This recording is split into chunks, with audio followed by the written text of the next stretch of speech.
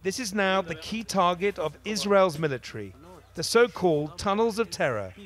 Today, the army said it had blown up 3 more of the tunnels coming from Gaza. And this is what they're scared of.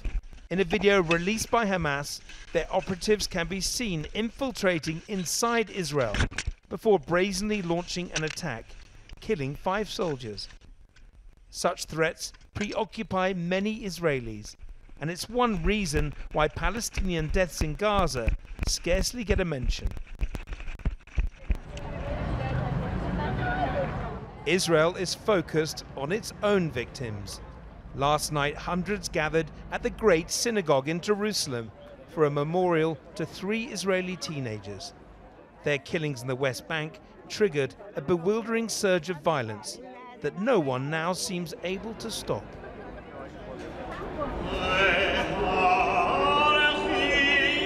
They came to pay their respects, but also to show solidarity with their military as it relentlessly pounds Gaza.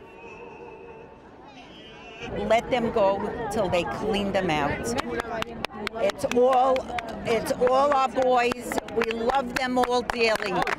Joyce Boyne told me her son David was shot dead by a Hamas terrorist in 1996, and she insisted the offensive must continue. We have the Lord above who directs us and watches over us, and we cannot show our weakness.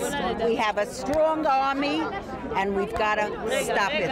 Enough. Enough. And we need to end the propaganda from both sides, because... The propaganda? What kind of propaganda? I don't know, I think it's... A young American working in Israel decided to speak up. It didn't go down well.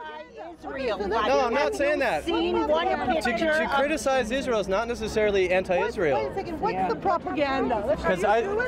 No, I'm not Jewish. No, I figured. Okay, so you know what? Your life is not on the line, kid. And so you can be a big intellectual, but the bottom line is, when you're, you know what? I would suggest as a volunteer, go hang out in Sderot for a few days. Well, and you know, see all just the because kids. I'm not Jewish, I still have a voice, right? With much of the nation speaking with one voice, the small numbers who do protest the war have found themselves targeted.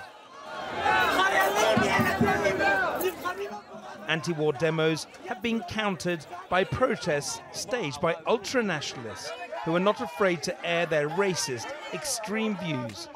Here they gleefully chant, "There's no more school in Gaza," because all the children are dead.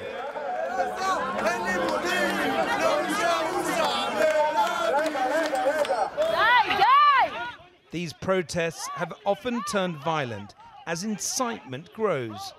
Many anti-war activists say they've been attacked, sometimes with iron bars. One of those assaulted agreed to meet us, but insisted on remaining anonymous. Such is the climate of fear. The people really believe and want to demolish the Palestinian people. What do you mean demolish? Like eradicate, wipe them?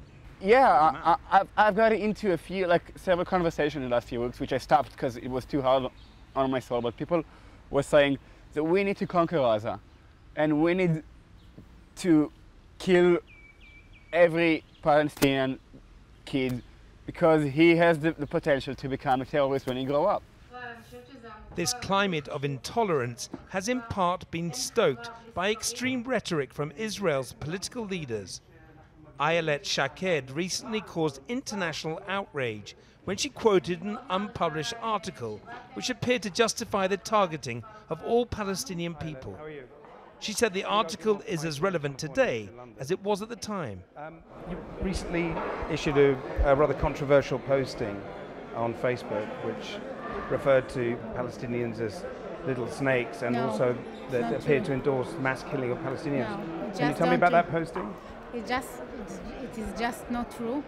I posted an article that Willy Tzur wrote 12 years ago, and in his article during the second Intifada, when buses were exploded in Israel, he said that the shaheeds, the suicide bombers who are doing that, exploding women and children, if their mothers encourage them, then they have to go with them or something like that. This is what he said. But And by I posting never that, said, you appear to endorse no, what he was saying. No, Do you I endorse- never, no. I condemned any violence against innocent people, and I don't endorse it at all. Thank you. Whatever her intentions, the fact that a member of parliament felt comfortable enough to publish such an inflammatory article says much about today's Israel, where those who speak out against the war can find themselves denounced as an enemy within.